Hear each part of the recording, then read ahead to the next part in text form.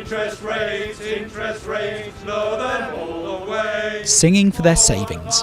Campaign group Save Our Savers protest outside the Bank of England by singing Christmas carols, with a difference. Of all the people that are in the land, the Saver bears the brunt. Simon Rose is from the campaign. The Bank of England is doing nothing to keep inflation under control. And inflation is not just hurting savers, it's hurting everybody. There's nothing to stop people getting in debt. Why would they not borrow 0% interest on a credit card unless they had some idea that interest rates might go up? So the bank's just encouraging this high indebtedness that got us into this mess in the first place. Is this really the time for an interest rate rise, base rate rise? I mean, you'll be hitting mortgage borrowers and people in debt who are in debt now even harder, pushing them further into debt. Well, that's true. For many mortgage borrowers, of course, the fact that interest rates have come down is not really affecting them unless they're on some sort of variable rate.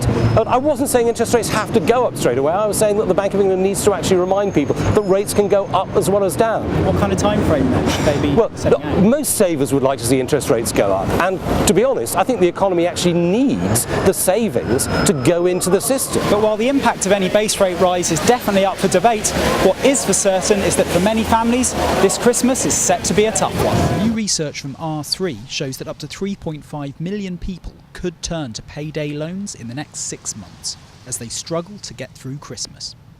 60% of those surveyed also said they worried about their level of debt, while 45% struggled to make their money last until payday. We do see a lot of people contact us in the new year having racked up extra borrowing. So it's really important to plan ahead.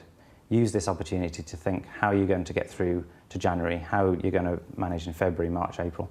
It's really important not to take on more than you can afford. Make a budget, plan in advance, make sure you know what you're going to be spending this Christmas.